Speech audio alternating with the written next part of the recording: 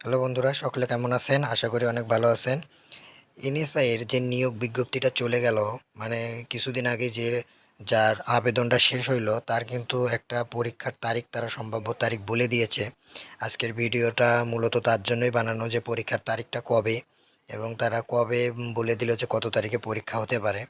তো যাই হোক বন্ধুরা, এবং আজকে বলে দিব যে আপনারা কি পড়লে প্রিলি পাস করতে পারবেন। প্রিলি পাস করা কিন্তু তেমন কোনো কঠিন বিষয় নয়।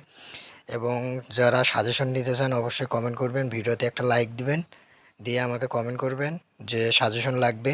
তাহলে আমি আপনাদের হোয়াটসঅ্যাপ নাম্বারটা দিয়ে দেবো, ওখান থেকে আপনারা আমার সাথে যোগাযোগ করে সাজেশনটা নিতে পারবেন। যাই হোক বন্ধুরা, আপনারা যারা প্রিলিতে টিকতে চান, প্রিলি টেকা কিন্তু তেমন কোনো কঠিন বিষয় নয়। অনেক শিক্ষার্থী প্রিলিতে টেকে, কিন্তু প্রিলি যদি আপনারা না টিকতে পারেন তাহলে কিন্তু আপনারা লিখিততে অংশগ্রহণ করতে পারবেন না। তাই আপনাকে চাকরিটা যদি পেতে চান এবং যদি আপনারা এই চাকরির বাজারে টিকে থাকতে চান, তাহলে অবশ্যই কিন্তু আপনাকে আগে প্রিলিটা পাস করতে হবে। তাই প্রিলিটার প্রিপারেশন ভালো করে নেন।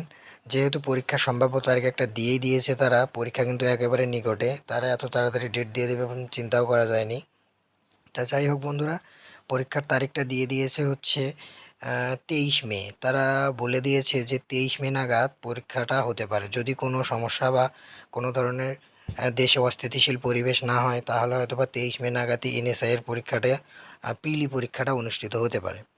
তা যাই হোক বন্ধুরা, যারা সাজেশন নিতে চান অবশ্যই আমার সঙ্গে যোগাযোগ করবেন আর কমেন্ট করবেন। আর যে যেভাবে পারেন প্রস্তুতি নেন, যেখান থেকে পারেন প্রস্তুতি নেন। কারণ আপনারা যদি প্রিলি টিকতে না পারেন তাহলে কিন্তু ভালো কিছু করতে পারবেন না। তাই অবশ্যই ভালো করে প্রস্তুতি নেন, পড়াশোনার কোনো বিকল্প নেই, আপনাকে প্রিলি টিকতেই হবে। যাই হোক বন্ধুরা, সকলে ভালো থাকবেন, সকলকে অসংখ্য ধন্যবাদ ফুল ভিডিওটি দেখার জন্য। আর অবশ্যই কমেন্ট করবেন আর ভিডিওতে একটা লাইক দিয়ে যাবেন। আর যদি আপনাদের সাজেশন লাগে তাহলে বলবেন।